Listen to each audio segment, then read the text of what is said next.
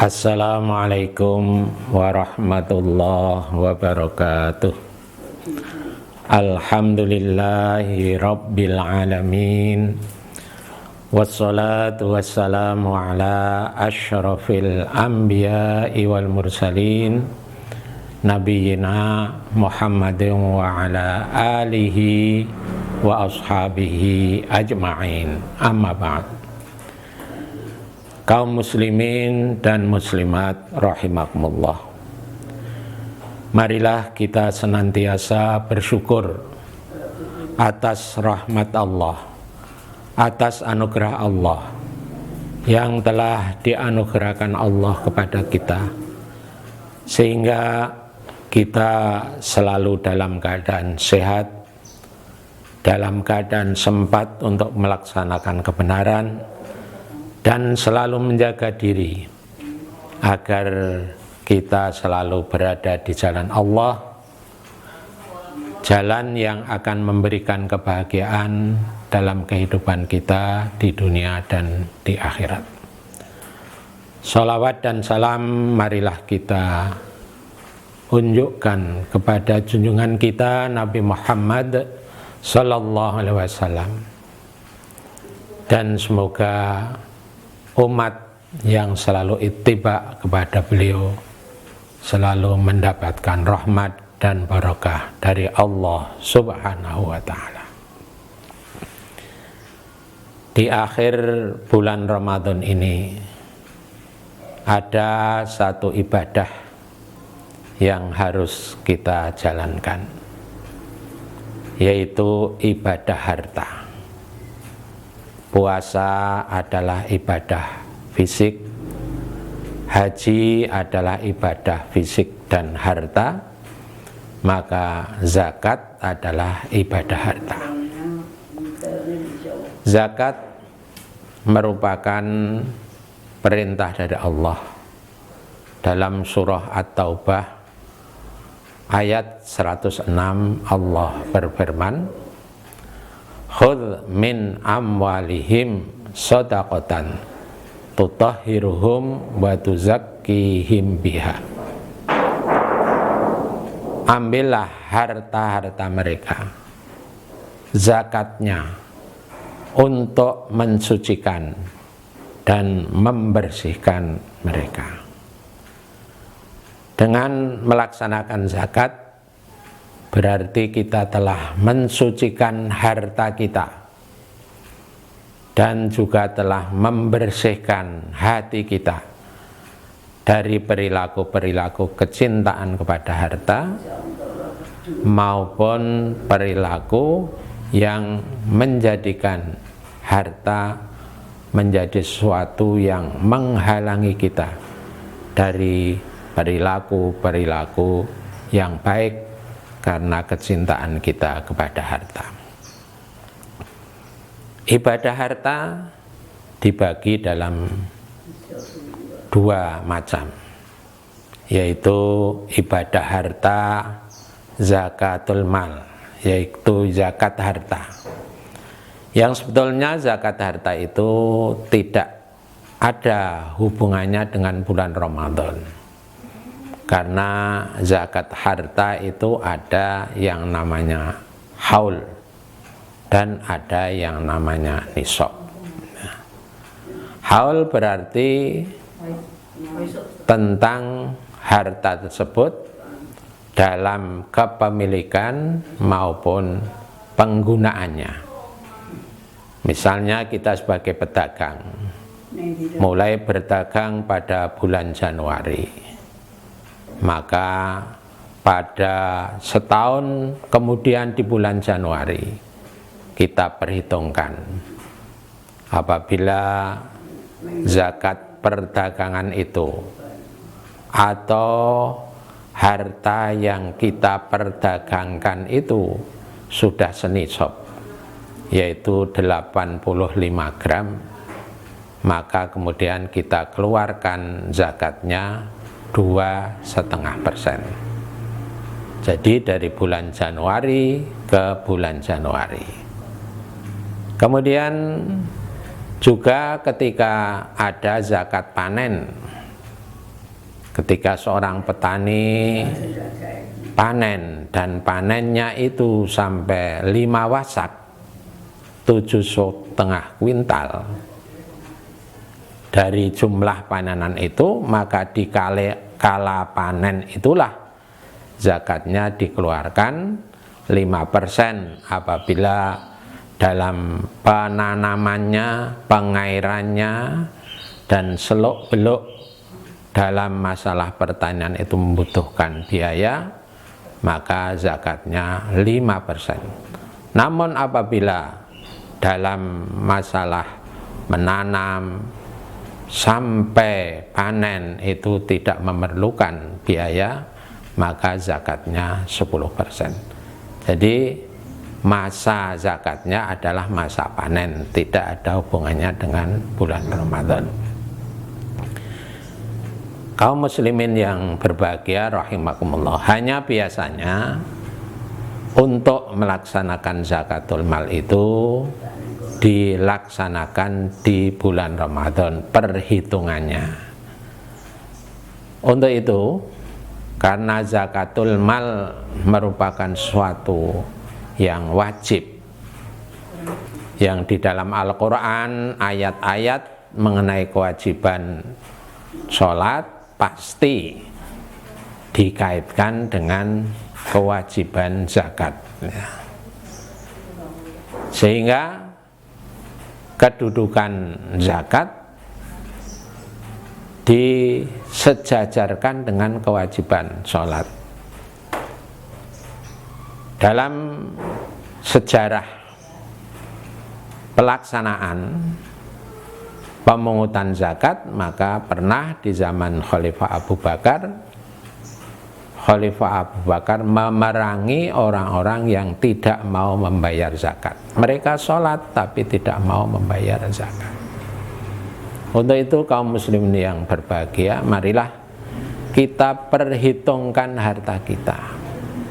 Apabila sudah sampai 1 nisab, kepemilikannya sudah 1 tahun, marilah kita keluarkan zakatnya 2,5%. Baik itu harta dagangan, harta simpanan kita, tabungan, deposito, atau surat-surat berharga, maupun kita mungkin mempunyai usaha-usaha yang bersifat bisnis perdagangan, marilah kita perhitungkan. Karena kita mengetahui bahwa kewajiban zakat merupakan sesuatu yang namanya saja wajib, harus kita kerjakan.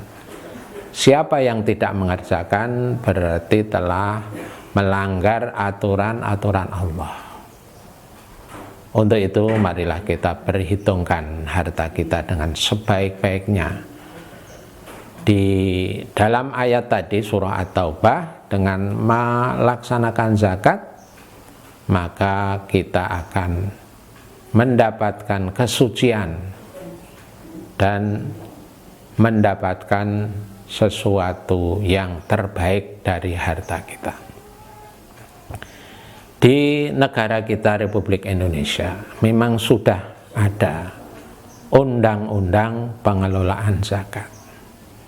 Namun dalam masalah membayar atau melaksanakan zakat, kita tetap masih menganut MZS, menghitung zakat sendiri.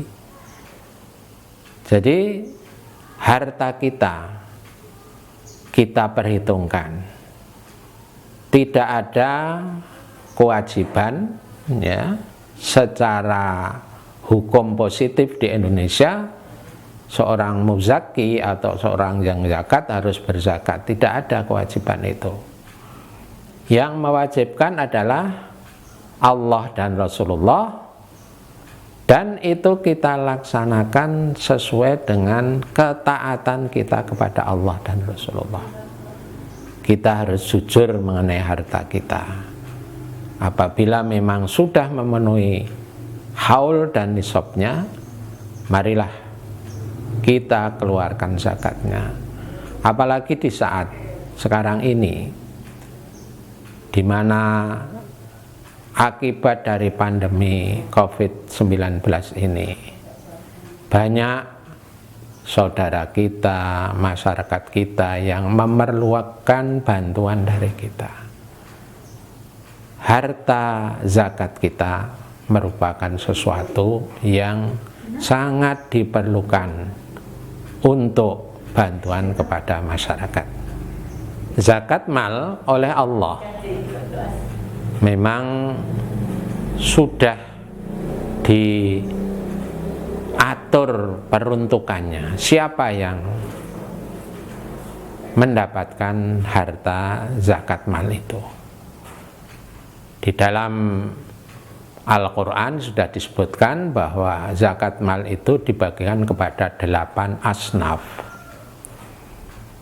8 asnaf merupakan golongan yang boleh dan harus diberi zakat. Di antaranya 8 golongan itu fakir, miskin, kemudian ibnu sabil, sabilillah, gharim, orang yang banyak hutang. Kemudian sekarang sudah tidak ada budak rikab.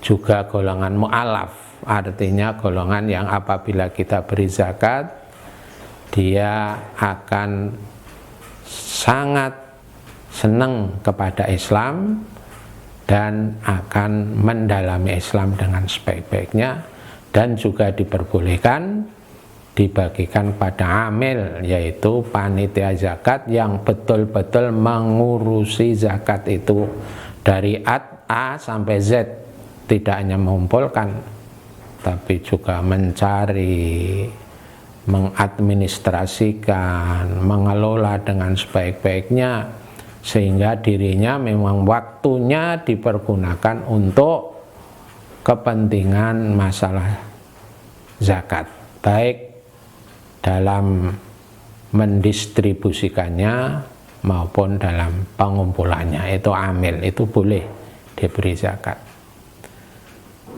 Di Indonesia, asnaf yang paling terbanyak harus kita perhatikan adalah fuqara wal masakin. Karena di ayat Al-Quran itu disebut yang pertama, innamas shadaqatu lil fuqara'i wal masakin. Sungguhnya harta zakat itu diberikan pada fuqara wal masakin. Kemudian baru oleh Allah disebut 6 asnaf yang lain. Kaum muslimin yang berbahagia rahimakumullah. Kemudian yang kedua, dalam zakat itu ada namanya zakat fitri, atau sudah biasa zakat fitrah, yang di akhir bulan Ramadan kita diwajibkan setiap jiwa mengeluarkan 2,5 kilogram, yang Rasulullah menyatakan farada Rasulullah zakatal fitri tuhrotal lis-shaimi minal lagwi warrafati wa tu'matan lil masakin. Diwajibkan kamu sekalian melaksanakan zakat fitrah, membayar zakat fitrah di akhir bulan Ramadan dan dibagikan sebelum sholat hari raya Idul Fitri, yang kegunaannya adalah tuhrotan lis-shaimi, untuk membersihkan seorang yang berpuasa minal lagwi warrafath. Seandainya ketika berpuasa itu ada perilaku-perilaku yang lagho, yang tidak berguna, dan perilaku-perilaku yang tidak senonoh rafat, dengan zakatul fitri itu maka akan membersihkan perbuatan shaim itu dari perbuatan yang tidak berguna, lagho, dan perbuatan yang tidak terpuji. Kemudian wa tu'matan lil masakin, dan memberikan makanan kepada orang-orang miskin. Jamaah yang berbahagia, marilah kita hitung harta kita dan kita tunaikan zakat kita. Zakat bisa kita bagi sendiri, tapi yang lebih baik harta zakat itu kita serahkan kepada panitia zakat, karena panitia zakat wawasannya akan lebih luas dalam pembagian harta zakat, khususnya kepada mustahik zakat, yaitu orang yang berhak menerima zakat, sehingga pembagiannya akan lebih merata, lebih bagus, dan insya Allah fakir miskin di lingkungan kita akan mendapatkan harta zakat dengan sebaik-baiknya, sehingga akan memberikan rasa ketentraman dan rasa gembira di dalam melaksanakan atau merayakan Idul Fitri. Demikianlah yang bisa saya sampaikan, semoga bermanfaat. Ada kurang lebihnya mohon maaf. Wabillahi taufiq wal hidayah. Assalamualaikum warahmatullahi wabarakatuh.